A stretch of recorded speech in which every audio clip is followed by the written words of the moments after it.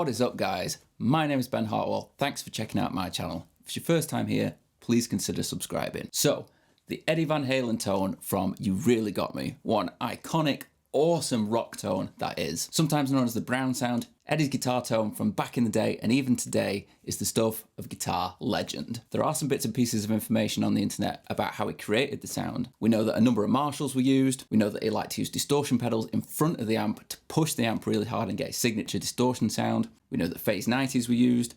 We know that Echoplexes were used, and we know that his Frankenstrat was used. If you've not seen the Frankenstrat, it was basically a low-spec Fender Strat that he stripped. He replaced the neck, he replaced the frets, pickups, gave it a custom paint job, and created something that looked completely unique and sounded amazing. These days when Eddie's playing live, he uses his signature EVH guitars and his signature EVH 5150.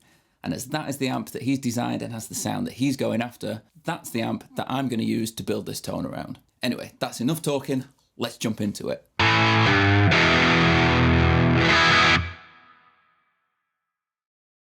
Okay, so I've got my Sir Modern plugged straight into the front of the Arrow, and I've got Helix Native loaded up. Now the first secret to getting Eddie's kind of tone on this record is to make sure that we tune down half a step to E flat. Now I'm using my Sir Modern on the bridge pickup, which is quite a high output pickup. I'm also using it with the blower switch engaged so that all of the tone controls are bypassed. I'm going straight to that pickup and straight to the output jack. Now, as I said in the intro, the amp that I'm going to build this tone around is the EVH 5150, and in the Line 6 Helix, that's called the PV Panama. Now with this tone and every tone that I make, I use third-party IRs. I'm going to use my favourite IR maker, which is 3 Sigma Audio. And for this tone, I'm using an IR, which is a model of a 5153, and this is version 2A of Sigma's Impulse Response. So without any tweaking, we've got a tone like this.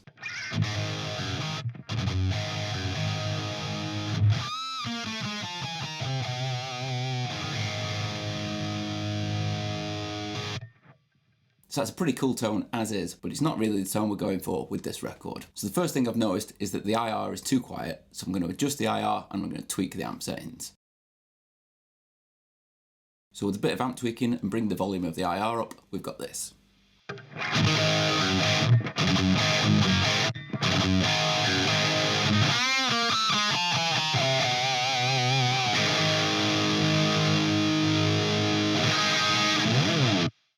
So that's getting a pretty cool tone, but our distortion sound still isn't quite there. One thing that we do know Eddie was a fan of is putting distortion pedals into the front of his amp to get his signature distortion sound. So I'm going to use a Super OD straight into the front of this amp.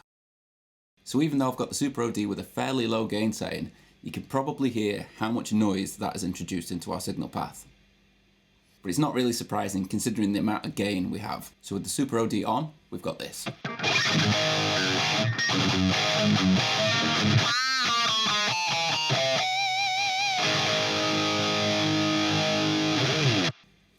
That's much closer to the tone that we're going for. Now, that noise. I'm not a big fan of using gates to get rid of noise. I think that noise as a guitar player is one of those things that we have to learn to live with. But with the sound on this record, if you listen to the intro, you can hear how aggressive the attack seems on there and how quiet it goes after he's played each little bit of the riff. There's no noise coming from the guitar. So I think a gate probably was used during the recording of this. And as we've got so much noise in the patch, and it's kind of annoying, I'm going to stick a gate at the front of this chain.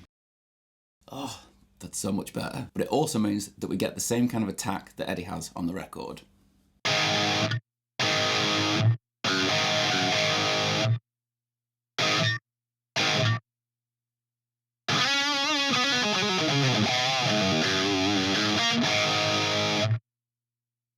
That's working pretty well. I've got the gate set so that it is closing after each part of the intro riff, but it's not set so aggressive that it's cutting off any of the tails that I want to keep. So we're pretty much there for our main amp tone. This is where the patch gets interesting. If you listen to the record, You can hear there that on one side is all of Eddie's guitar tone, and on the other side is this huge reverb sound. Now we can do that quite easily in Helix Native. So what I'm going to do is I'm going to split off into a couple of paths. I'm going to pan them left and right, and then I'm going to use 4 different reverbs. We could probably do this with less than 4 reverbs, but because we're not short on DSP within Helix Native, I'm going to use 4 of them. 2 rooms and 2 plates. Okay, so I've got my 4 reverbs set up on the 2 separate paths. I've panned left and right, got a bit of reverb on the top path, which is mostly my guitar tone, and then on the bottom path, I've set the reverbs much denser to give us that big reverb sound. So with the reverbs engaged, we've got this.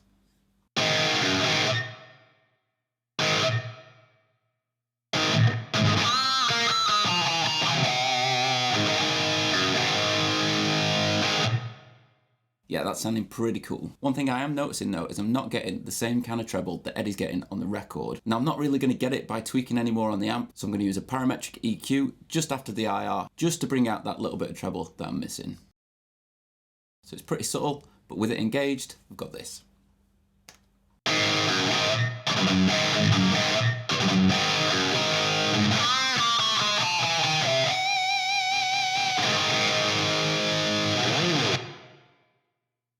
That's sounding better. So that's pretty much it for our whole bass tone. There's just 2 things we need to add for the solo, and that's the phase 90 and the delays. So I used the script mod phase 90, which we know is a pedal Eddie was a fan of, and I played around with putting this pedal in loads of different places within the patch. Tried it in front of the amp, behind the amp, at the end of the chain, but the place that I found it worked the best and gave the sound that was closest to the record was to put it just after the amp, so it's effectively in the loop of the amp. Another cool thing with Helix Native is we have controls that don't actually exist on the real pedals. So on a real phase 90, all you have is the 1 knob to control the rate. In Helix, we have extra controls. So for the phase 90, we have the rate control, but we also have a mix control. And as the phase is quite subtle while it's playing the solo, I'm going to dial back that mix. So with the phase 90 engaged,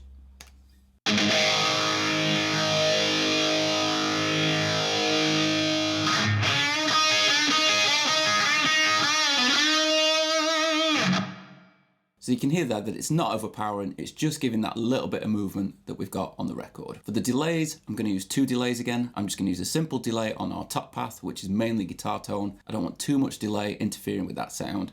And on the bottom path, I'm going to use the transistor tape delay, which is a model of an Echoplex, which we know Eddie used whilst recording. So with the delays added in,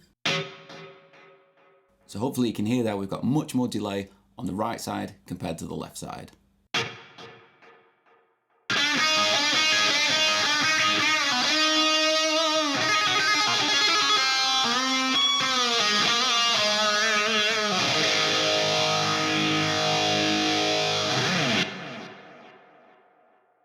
And that's it. That's pretty much everything we need for the tone. Just one thing that I will add at the end of the chain is a simple EQ, just giving a 3 dB boost, just to help that solo pop out a little bit more. And that's it. That's the whole tone for Van Halen's You Really Got Me. So for our main sound, we've got this.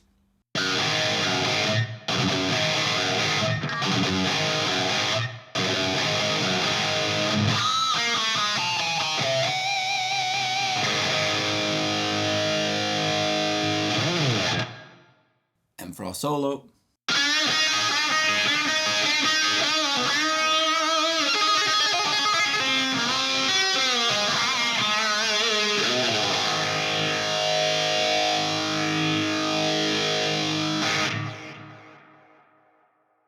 so there you go, Eddie Van Halen's tone from You Really Got Me. An awesome tone, and quite an interesting one, this one, because the bass tone itself isn't that complicated. It's just 5150 turned up to a point where it's working and sounding really sweet. Where it gets interesting is the way that that tone is then split left and right, with most of the guitar on one side and all that reverb on the other side. Sticking the distortion pedal in the front, the phase 90 in the effects loop, and the tone is there. One thing I will say about this tone is it will vary massively depending on what guitar you use with it. Using my Sir with its SSH Plus high output pickup, hitting the front of this patch hard, I'll get a much more driven and aggressive tone than if I were to use something with single coils. So if you do get this tone, experiment with using different guitars to see which gets you closest to the tone on the record. As with all the tones that I make for this series, the patches are available on my website. Just go to benhartwellguitar.co.uk and they're all available there for download. I hope you liked this video. If you did, give it a thumbs up below. If you want to watch another video on my channel, click right up here. And don't forget to subscribe. You can do it just there. See you in the next one.